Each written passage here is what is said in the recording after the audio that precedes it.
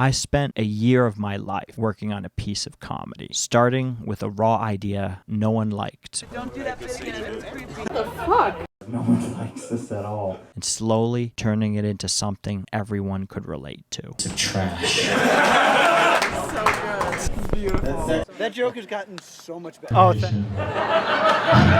Grand finale. Oh, thank you. Out of control. My process for writing stand-up comedy is to bring an idea to the stage and fail with it over and over again till it becomes good or I give up on it. So I'll just do the so my mom took me to like The most basic goal of stand-up comedy is to make sense. I couldn't even do that. Did your mom take you to like a David Lynch movie? What the fuck? I knew this idea was special, so the pressure I put on myself was too much. I struggled to even get a word out. I think I don't know what it was, but it was like, I don't know, it was, well, what happened was she's like, hey, so I went, I used like, I don't know,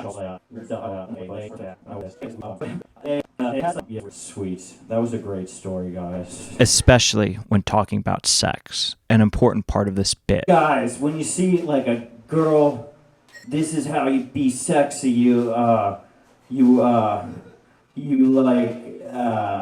At this point in the story, we are in early 2021, just coming out of a second lockdown, which had severely limited the number of rooms I could perform in. So I had to go with whatever options were available. 4 minutes, everybody. I hate this. Every week I do this. The next room I tried, the energy was too aggressive. It had an angry host who made an angry speech about how everyone should respect the time. I flash my little flip phone, and I give you that. So when I asked about my time on stage to make sure I was respecting the time, 1 minute? he yelled at me. Sorry? I did a whole fucking 2 minutes. I do that. It's 1 minute. It hurt my feelings a little bit. Okay, I'm sorry. Jeez. And remember the guy who proudly drinks his own piss and attacked me on stage? What the fuck are you? You're a piss drinker. I'm an entertainer.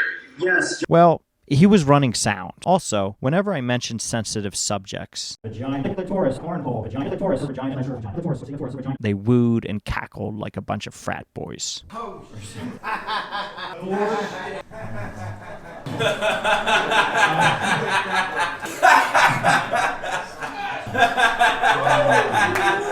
Are you okay with this, ma'am? Yeah. Okay, cool. I'm not. I am nervous. I tried another room that I knew would be supportive. I had the opposite problem. If it gets a little too weird, just say broccoli. They were too nice and too polite that the harshness of my words was too much for them. Sex conference, how to sexually pleasure women. Pleasure room, a little more sexy. Pink feathery boa around her neck, worshipping pussy. Cornhole, life's a nice vagina. They have vagina, life's a vagina. Out with the torch. How to treat vagina. Jello, the vagina. Butt imprint, touch pussy. I'm so sorry. There was really only one option left, create my own room. But no venue was willing to take a chance on letting 10 to 30 open mic comedians traipse through their doors every week, so we had to improvise. Let's get this mic started! We went outside in the middle of the park, I wasn't expecting so many people here. This is amazing. where the only rules were my own. That's the mic for the common people. This is my mic. My goal was to create a fun, inclusive, supportive environment.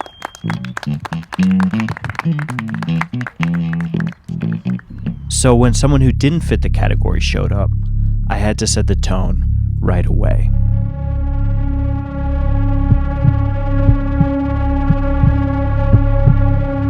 I tried to make fun of him, hopefully humiliate him. He got the message, though, because he never showed up again. And you're like, what? I just commented on her breast. Why did you think I was creepy? I did have to do a little house cleaning after that. The answer was no. I've never pondered necrophilia. Future guest of the Joe Rogan podcast.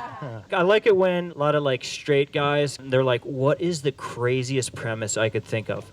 What if I was gay? Would that blow your mind? But mostly it was just positive support. Away from comedy for a little while, so give him a warm welcome. This is his first time here, his first time on stage. I'm really excited he's here. Man, it's his first time here. I thought you were gonna do like an encore or something. To receive that call down. All right, I'm done with this. I'm done. I'm gonna work got on it. it. I'm Fine. gonna Use form the it. touch. Like, I'm Use gonna the work touch. on it. Birthdays, Please cumpleaños a ti. college send-offs, She's leaving for Boston, so James and I got her a card and this notebook so you can keep writing jokes. I'm back. I just quit college. Give it up for me. It was an environment where anyone could be anything. I understand how inappropriate that is in a therapeutic context, Dad! We even got caught in a few rainstorms. Right. So, I'm like, maybe I'll buy him a 10 fish. The rain makes me sad because I was an Afghan war veteran and our war is lost, and they just put that on the news, so I feel bad like the Vietnam guys. I really don't want to be holding this microphone. This is very dangerous. But the hangouts and camaraderie all made up for it. And then I was like, Oh my god. and then I was like, okay. You fell for it. It's always the fucking wokest one. Cars. Right in the middle of this amazing time, I reached a low point where all the comedy shows I was running became too much to bear. I didn't feel like I was making any progress on my bit. Anxiety overcame me, and I pulled the plug on everything, including this show.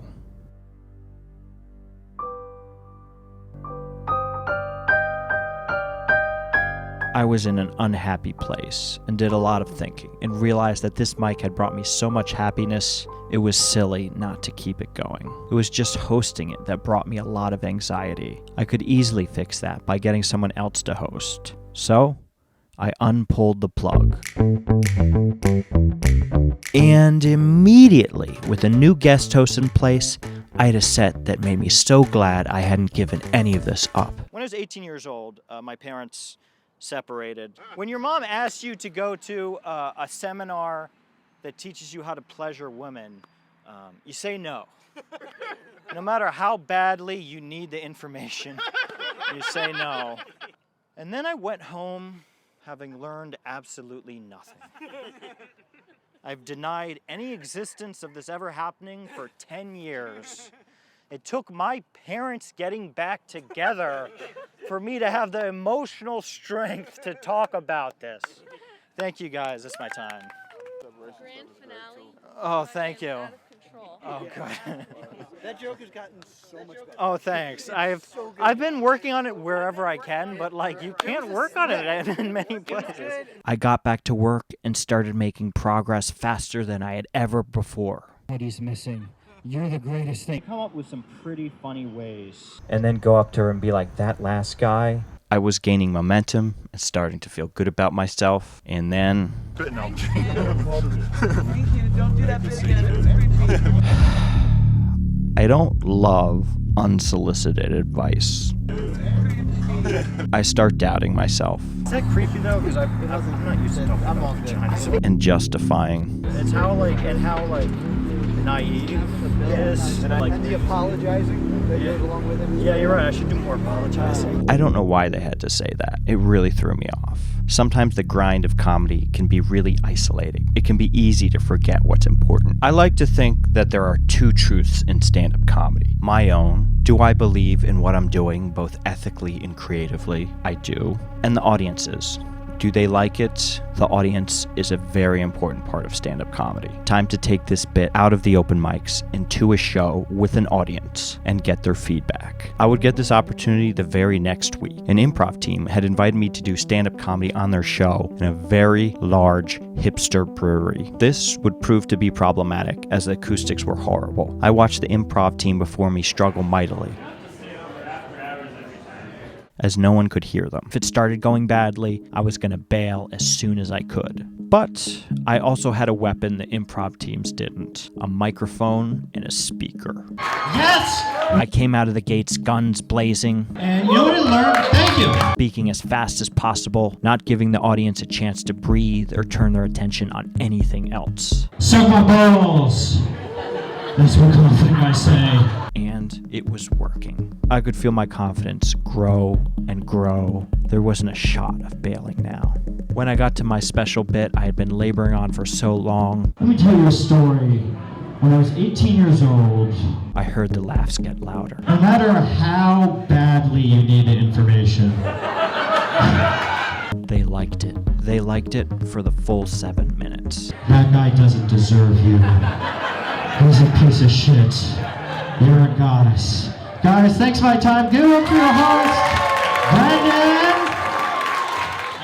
As more and more venues were opening up, I took this bit out and performed it at more and more places. It's trash.